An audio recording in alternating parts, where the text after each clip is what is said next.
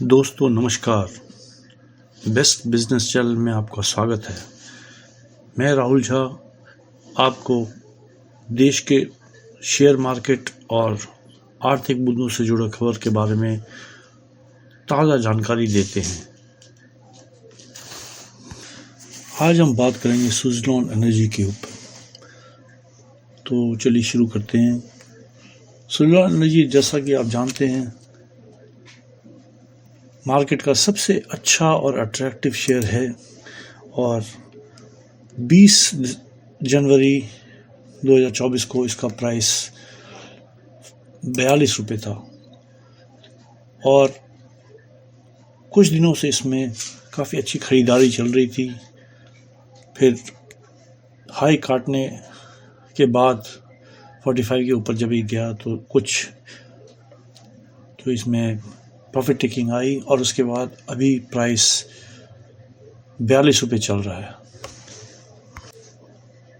अब ये जानना ज़रूरी है कि सुज़लोन एनर्जी का अभी 2 गीगावाट का पोर्टफोलियो है और इसके पास बहुत अच्छा काम है, काफ़ी काम है और आगे भी फ्यूचर में बहुत ही अच्छा काम मिलने की पूरी उम्मीद है, क्योंकि गवर्नमेंट का फोकस, पूरी दुनिया का फोकस रिन्यूएबल एनर्जी के ऊपर है और विंड एनर्जी पर खास करके ज़्यादा फोकस है।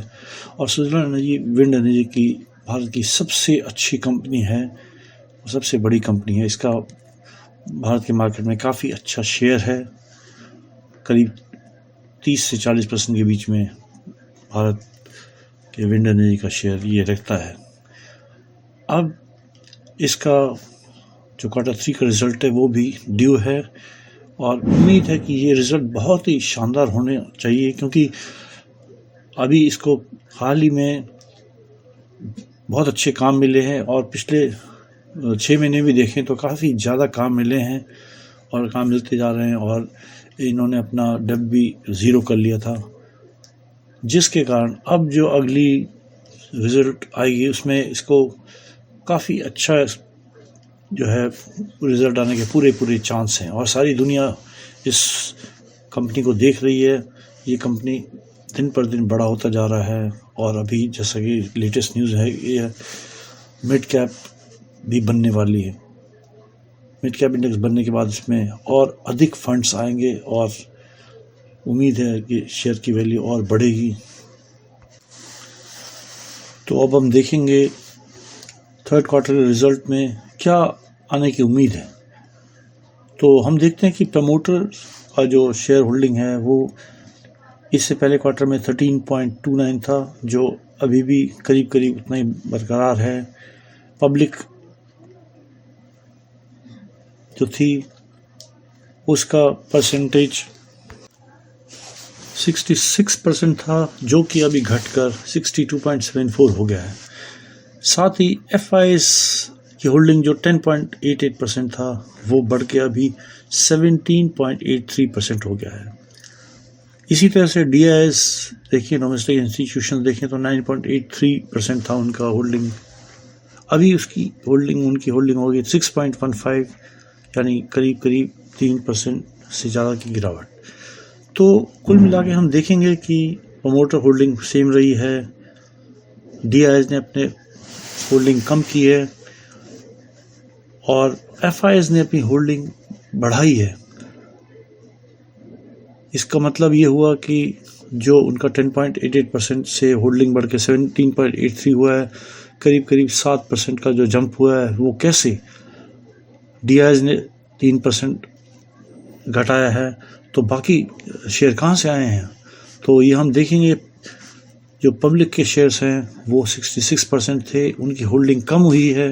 इसका मतलब पब्लिक ने अपने शेयर दबा के बेचे हैं और जिसको उठाने का काम FIS ने किया है और अपनी होल्डिंग 17.83 किया है। अब हम आपको बता दें कि भाई अगर FIS अपनी होल्डिंग बढ़ाती है तो ये किसी भी शेयर के लिए बहुत ही पॉजिटिव बात होती है, क्योंकि जो FIS हैं वो कैलकुलेट करके पहले देख लेते हैं कि किस सेक्टर में और किस शेयर में उनकी जो है होल्डिंग को ज़्यादा से ज़्यादा फ़ायदा हो सकता है और फ्यूचर में ये किस तरह का इनका परफॉर्मेंस रहेगा। और इसी तरह से वो कोशिश करते हैं कि शेयर से ज़्यादा माल उठाएं। अभी आपने देखा होगा कि ऐसा पैनिक का माहौल बना था जिसमें कि पब्लिक ने भी अपने शेयर काफ़ी बेचे। ऐसे पैनिक माहौल में तो पब्लिक में बहुत से लोग हैं जो कि घबरा के बेच ही देते हैं। तो काफ़ी जो रिटेल इन्वेस्टर थे उन्होंने अपने शेयर बेचे हैं। अभी कुछ जो शेयर दिखाई दे रहे हैं 62.74%, इसमें वो लोग शामिल हैं जिनके पास बड़ी शेयर होल्डिंग है और भी कुछ रिटेल इन्वेस्टर्स वही बाकी हैं। पर कुल मिला के सिचुएशन ऐसा बन रहा है कि जिससे रिटेलर्स इस शेयर से बाहर निकल रहे हैं प्रॉफिट लेके, क्योंकि उनको काफ़ी तगड़ा प्रॉफिट हो गया है पिछले 6 महीने में और अपना शेयर बढ़ाते हुए एफआईआई जो है काफ़ी तेज़ी से आगे बढ़ रहे हैं, जिससे कि अब उम्मीद ये बन रही है कि आगे शेयर में काफ़ी तेज़ी होगी। यहाँ पर यह जानना ज़रूरी है कि कंपनी अभी एएसएम की स्टेज 3 में है। अभी कुछ दिन पहले ही ये स्टेज 4 में थी और इसको स्टेज 3 में किया गया है और अब ये भी उम्मीद है कि अभी कुछ दिनों के बाद ये स्टेज 3 से बाहर आएगी और अभी ये भी उम्मीद है कि ये एएसएम लिस्ट से पूरी की पूरी बाहर हो जाएगी, जबकि इसमें इंट्राडे ट्रेडिंग भी अलाउड हो जाएगा और साथ में इसका जो अभी बढ़ने का परसेंटेज है वो भी जो 5% है वो भी बढ़ के 10% या उससे ज़्यादा भी हो सकता है। तो ऐसे माहौल में एफआईआईज़ के लिए काफ़ी अच्छा रहेगा और उसका वॉल्यूम भी हम देख रहे हैं काफ़ी अभी उतना नहीं है जितना होना चाहिए, और अगर ये असेंबली से बाहर आता है तो इसमें वॉल्यूम में भी काफ़ी तेज़ी से बढ़ोतरी होने के पूरे आसार हैं, क्योंकि आप जानते हैं कि इंट्राडे ट्रेडिंग ना होने के कारण बहुत सारे ऐसे इंस्टीट्यूशंस हैं जो इन्वेस्ट नहीं कर पाते हैं और उनको ये पसंद नहीं है। इंट्राडे ट्रेडिंग से उनको बहुत अच्छा फ़ायदा होता है, वॉल्यूम भी बढ़ता है और उनको प्रॉफिट बनाने का अच्छा मौका मिलता है, तो वो इन्वेस्ट करते हैं। तो अब हमें पूरी उम्मीद है कि कुछ ही दिनों में ये असेंबली से बाहर आएगा और जिससे इसका वॉल्यूम में बहुत ज़्यादा बढ़ोतरी होगा। कंपनी के बारे में एक बात जाननी बहुत ज़रूरी है कि ये कंपनी पहले डिविडेंड भी देती थी। 2008 में हम अगर देखें तो ये 1 रुपये डिविडेंड इसने हर शेयर पे दिया था, और मार्च 2007 की बात करें तो कंपनी ने 5 रुपये डिविडेंड दिया था हर शेयर पे। तो इसका मतलब ये है कि ये पहले डिविडेंड पेइंग कंपनी थी।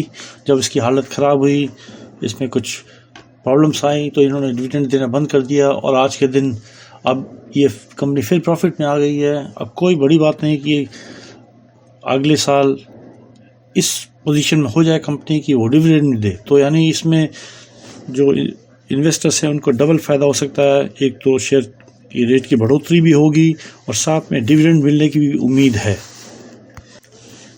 इस कंपनी के बारे में एक और बहुत ही बड़ा पॉजिटिव खबर ये है कि आज से कुछ सालों के बाद इस कंपनी को बहुत ज़्यादा बूस्ट मिलने वाला है, क्योंकि ये विंड एनर्जी का जो क्षेत्र है वो उसको बहुत तेज़ी से बढ़ाया जाएगा और जो समुद्र के किनारों के इलाके हैं और जहाँ पे पोर्ट्स हैं हमारे और अन्य जो हमारे जल मार्ग हैं, उस जगह में विंड एनर्जी से ही काम किया जाएगा और पोर्ट जितना भी इनका जो काम होगा, एनर्जी मिलने के साधन होंगे, उसको विंड एनर्जी से देने के लिए बढ़ावा दिया जा रहा है, जिससे इकोनॉमी को भी बूस्ट मिलेगा, एनर्जी प्रोडक्शन भी होगा और वो पॉल्यूशन फ्री होगा।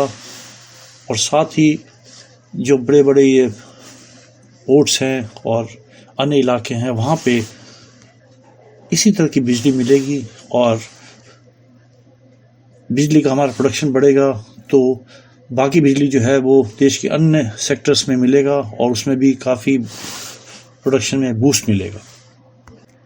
साथ ही बिजली की जो देश की में अभी पोजीशन है लोगों को मिलने की और जगह गांव-गांव में बिजली पहुंचाने वाली बात जो हम कह रहे हैं, उसको भी काफ़ी बूस्ट मिलेगा। अब ये बात तो तय है कि पेट्रोल, डीजल और कोयले से जो बिजली बन रही है उससे पोल्यूशन बहुत ज़्यादा होता है, और भारत सरकार और अन्य जो देशों के सरकार हैं वो भी इससे चिंतित हैं और वे चाह रहे हैं कि इसको बंद किया जाए, जिससे कि विंड एनर्जी सेक्टर को काफ़ी अच्छा बूस्ट मिलेगा। क्योंकि आपको याद होगा कि विंड एनर्जी से अगर कोई हम एनर्जी बनाते हैं तो उसमें पॉल्यूशन बिल्कुल ज़ीरो होता है, कुछ परसेंट हो भी तो बहुत ही ज़्यादा कम होता है, और जिससे पॉल्यूशन बहुत कम होता है, और लोग की सेहत के लिए, देश की सेहत के लिए ये बहुत ज़रूरी है। इसके साथ हमने ये भी देखा है कि अभी भी जो बड़ी बड़ी कंपनियां हैं, बहुत उन कंपनी ने फैसला किया है कि वो अपने जो जहाँ पे उनका काम चलता है वहाँ पे विंड एनर्जी के प्लांट लगाएंगे, और विंड एनर्जी से जो एनर्जी मिलेगी उसी का इस्तेमाल करके अपने कंपनी की जो रिक्वायरमेंट है एनर्जी की उसको पूरा करेंगे।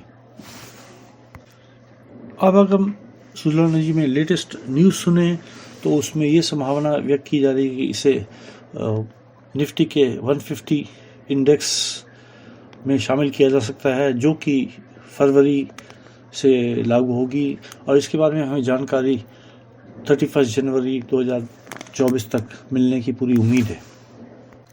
अब आप समझ सकते हैं कि अगर ये निफ्टी 150 इंडेक्स में आ जाता है तो इसमें जो इन्वेस्टमेंट है कंपनीज का, इन्वेस्टर्स का, पब्लिक का, वो और ज़्यादा बढ़ेगा और एक बहुत ही पॉजिटिव माहौल बनेगा।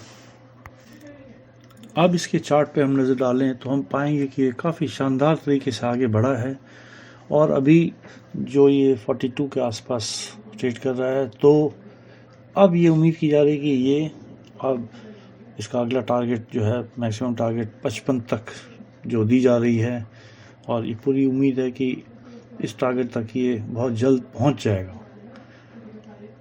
अब ऐसा लग रहा है कि नीचे गिरने के चांस कम है, हालांकि ये मार्केट है, कुछ पता नहीं होता है इसमें, पर फिर भी अब इसमें ऊपर की तरफ ही मूवमेंट जो है दिखाई दे रही है।